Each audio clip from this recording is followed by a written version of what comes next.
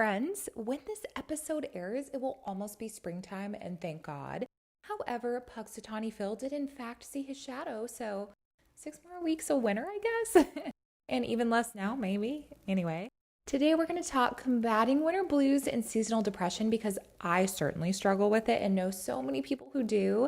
And it's still snowing in part of the country as I speak, and I just moved from the Big Apple, New York City, to what I'm calling the Little Pecan, Austin, Texas, and last weekend it was like 88 degrees in February here, and today it was randomly 34 and cold as Frosty's behind, so I'm still trying to figure it out here. And also, Texans, why do we have so many pecans everywhere? There's only one thing I know for sure I'm allergic to, and it's pecans, and they're everywhere here. Anyway, I do like the giant Brittle squirrel though, even though he's holding a pecan. Anyway, today we'll start with defining the symptoms of seasonal depression so you can determine how severe your winter blues is. Then what causes it, and finally I'll share what's really helped me a lot in combating winter blues and seasonal depression over the years. And before we dig in, for my new friends here, hi, I'm Julie Bethany, and I create content to empower you to live your best, most authentic life as the truest to you version of who you are. And I give you the tools and resources to do that here. And I should say, if we're not official friends yet, I'd love to keep hanging out with you. And we can do that if you subscribe to the show here and or come hang out with me where I'm most active, which is on the gram at Julie Bethany, where I share daily empowerment for you in even more bite-sized bits. Okay, let's start by highlighting the symptoms of seasonal depression so you can gauge where you're at. And even if you don't have it, by the way, winter blues is a real thing. Animals hibernate in the colder seasons and we bed rot maybe, but nature does move in a cycle of seasons where winter is slower. So I don't want you to feel bad if you don't feel as good in the colder seasons because it's supernatural, 2 words, to feel that way. It would be supernatural, 1 word, on the other hand, if you didn't feel some type of way that was anything short of less energetic in the winter. Now, seasonal depression usually manifests in things like, unsurprisingly, feeling depressed in the colder months. And what I mean by that is potentially having a low mood that doesn't go away, and loss of enjoyment in activities you usually enjoy, maybe changes in your sleep patterns and or changes in your appetite. You also might have low energy, some difficulty concentrating, perhaps increased irritability, and you may also not want to spend as much time around others as usual, aka social withdrawal. And what causes seasonal depression, also known as seasonal affective disorder, which admittedly has a super cute nickname of SAD, is essentially just like circumstantial depression, which I've also had at one point and is triggered by the gloominess in your environment overall. You get less vitamin D from the sun, and depending where you live, it's hard to spend as much time outside being active during the winter or enjoying the outdoors in general. And honestly, honorable mention, genetics. I have people in my family who turn on every light in the house the moment they walk in the door when it's dark out so they can feel like it's not as dark. A lot of them live in Seattle too. And I also happen to do this too myself, but don't feel bad about it yourself if it impacts you or even if it's not as extreme as that and you're feeling the winter blues in general. It is notable to remember that some animals get to get all cozied up and hibernate right now, and we get to go to work. It's a wonder less of us aren't depressed in this season, honestly. So if it affects you, it's pretty normal. All right, I'm going to give you some advice for combating winter blues and seasonal depression in order from least practical to most helpful and most practical, but still helpful. But we're going to start with the biggest thing that's helped me first. And again, the first thing I'm going to share here is not a super viable option for everyone maybe, and I recognize that. But over the years, as I've been combating this, it's really made the biggest difference for me. So I'm going to share it anyway. Here it is. If you can, and I recognize not everyone can, it's helpful to consider moving to a place with more days of sunshine per year if it's a possibility for you. Some of you know this story already, but I grew up near Seattle, so think Twilight. It's gloomy, moody, dark and rainy almost every day for about 10 months out of the year. And the Pacific Northwest is absolutely beautiful, but there are times of the year when the sun is only up for a few hours a day and you leave your home in the dark. It's wet and cold and rainy most of the day, and then you come home in the dark a lot. And some people like the moodiness, but my tendency for seasonal depression did not.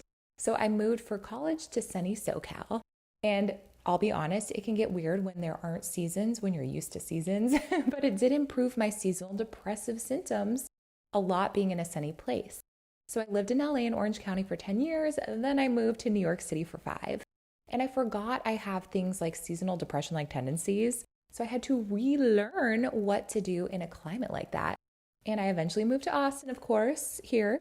And it's sunny even on a cold day typically here. But my next piece of advice is born out of what I did to survive in New York in the winter and what you could do if you're living in a place with seasons. Now, in New York, you get a lot of what people call snowbirds who spend the winters in a warmer place like Florida living it up. And though I couldn't do that at the time, I learned that when I could, I tried to travel to a warmer place in January or February each year that I lived there. And again, I know not entirely viable all the time, but extremely helpful to do if you can swing it. And I feel like October through the end of the year, you get a fun holiday every month. And it's fun to experience for me at least. And then in January, after the new year, all the holiday decor is gone.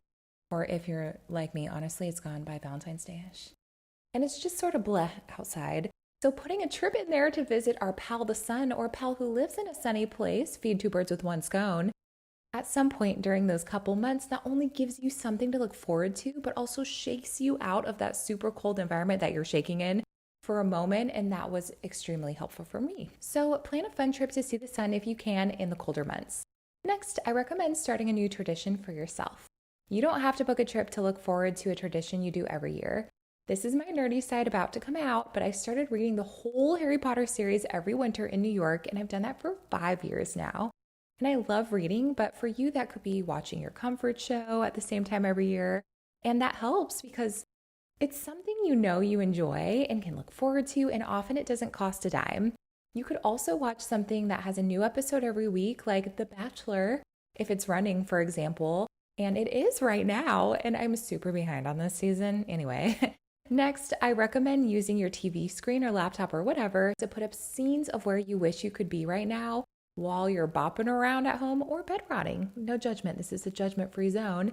But if you wish you were on a beach right now, for example, play that scene on your screen and find a video on YouTube with background noise, and it'll feel in a way like you're there. Truly, I do this all the time and it's awesome. I also have a Disneyland one so I can pretend I'm there all the time, like I wish I was. And this also works, P.S., for if you're in a warmer climate and wish it was snowing, and I've done that on my screen in Austin too. Okay, next tip. Moving your body helps, but is really hard when you feel some type of way. So I recommend making it as easy as possible. So when you can't walk outside like normal because it's cold AF, roll out your yoga mat if you have one and find a free workout class on YouTube. I love Tone It Up because they have a lot of free exercise classes filmed on the beach. So I can also pretend I'm there. Or like lift some weights while you're watching your comfort show or something. But make it easy and enjoyable, and you're more likely to do it. Another thing that helped a lot in New York was changing the lighting. You can add lamps, but the shade of your actual bulb can make a huge difference too. I was talking with my friend Elisa one year about if I should renew my lease in my apartment or not because it had no natural light, and I didn't love that. The only light I got coming into that apartment was from the sun literally reflecting off of a window on one of my neighboring apartments into mine. And apartments are so close together in New York that happens. But I ended up renewing because she very cleverly and instantly solved my issue. She did that by saying, hey, why don't you change the lighting, like the actual bulbs? And a light bulb went off in my brain too, and I went to the corner hardware store and got some brighter bulbs. I actually don't like warm lighting, and some people do, and maybe you would want to make the opposite switch that I did, but I got like fluorescent white bulbs, like a hospital, no joke. It was like, give me the brightest you got, like I'm going to go into the surgery room bright, and replaced every bulb in my living room with those, and it helped immensely. I actually ended up staying there for 3 years thanks to that switch, which is wild, and thanks to my bestie Elisa and those bulbs. So consider changing your lighting to make it suit you and what you like in your environment more. Mood lighting, set how you like it, can increase your mood. Okay, second to last tip, find something you want to pursue and work toward it in baby steps. If you feel like you're achieving something, even if you literally set a goal to like floss every day until May, so your dentist gives you an A+ on your at-home dental care like mine just did, you will feel those little wins and feel like you're building something good in your life, even when it's gloomy out or you feel gloomy in general. If you can find something to work toward, the time will fly so much faster and help you feel like this season has more of a reason behind it because you've given it purpose. And when you come out of it, it'll be awesome that you've set such cool things in motion for your life that you may be even more motivated to continue and build further upon it when it gets warmer outside and you feel even better. I also have a lot of episodes about this, but one I might suggest if you need a place to start is episode 44, which is about creating the life you want to live using self-identity strategies. And also my entire channel is sort of about pursuing your dreams, so feel free to shop around on it too for the episode that sounds best to you. Okay, final tip. If you do suffer from more severe winter blues and or seasonal depression, it may be a good season to pursue an additional layer of support, just like you'd add an additional layer or thicker coat during this cold winter season too. So you can not only feel more comfortable, but also continue to function as well as possible. It's not a bad thing if you need extra support for an extra unfun season. It's kind to yourself to give extra support to yourself if you need it. So you could, in theory, see a therapist for a few months or explore more options. I've shared that I've had circumstantial depression before, and I was on antidepressants for a few months until the circumstances improved, and they helped an exponential amount and is nothing to be ashamed of. The winter season creates an unfortunate circumstance in your life of artificial or maybe even natural due to the weather gloominess. So there's no shame in seeking the support you need right now. In fact, it's brave in its self-care and it's maintaining your health in general. Because if you're feeling physically unwell, you take care of it by either going to a specialist who can help or taking something that will help often, right? So why would you not do that if you're feeling emotionally unwell too? It's all part of your holistic health. Okay, friends, I hope what we chatted about today was helpful. And if you're watching this when it airs, Kippen is also currently actively having a hairball. Are you okay? Okay, anyway. And if you're watching this when it airs, spring is almost in the air, and we can all look forward to that. Okay, that's all for today. And if you like this episode, will you do me a favor and give it a thumbs up, share it with a friend, or rate it or subscribe, because I would love to keep hanging out with you here or on Instagram at Julie Bethany. And hey, if you're feeling stuck right now and want someone, aka me, to guide you through the exact simple steps of getting unstuck and getting moving on your goal right now to feel happier, I have a free mini course you can watch now and a full-length one if you really love it. And you can find that at juliebethany.com/courses or in the show notes here. And I'll put a clip in after Kippen makes her episodely appearance too, hopefully feeling much better. I hope you go today and start to live the life of your dreams as the best, most authentic, truest to you version of who you can be. Because when you do that, you show others it's possible for them too. I'll see you next time. Can you say hi? She cannot say hi. I think this is going to be our new ending. Her climbing on me and running away. Okay, bye. I interrupt myself for this very important announcement. You're so welcome. I am beyond excited to share with you that I have a free mini course you can take right now, but also maybe wait until after you finish this episode, but to each their own. I'm not going to stop you from doing you. But the course is about helping you get unstuck and re-inspired if you feel like you're in a place like a lot of us do often, honestly, where you just don't know what you want next for your life, or if you do, how to get it. The mini course includes 10 quick minutes of me sharing strategies to help you get unstuck and re-inspired, and comes with a complimentary one-page journal entry you can download for you to work through what you want for your life and how to create the momentum to get what you want next for yourself in the easiest and fastest way possible, and you'll take away actionable items you can apply right away.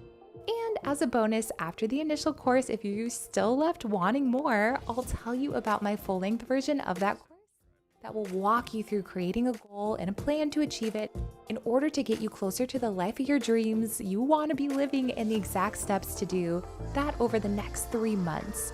I will hold your lovely hands in mine and guide you toward figuring out what you want and then how to get it efficiently if you want to take it a step further. I shall run the marathon with you after the sprint so that in 3 months you will have achieved something you really want in your life.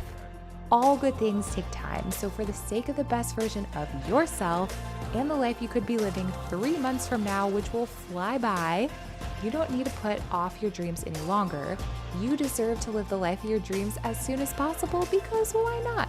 So let's start today. I'm ready. Are you? To check it out and get the free mini course so you can apply the tools to improve your life right away, and or to learn more about the full-length course, about going from stuck to re-inspired and really crushing a massive goal in only 3 months' time with me, the links are included with this episode. I can't wait to see what you create for your life with it. And now back to your regularly scheduled programming.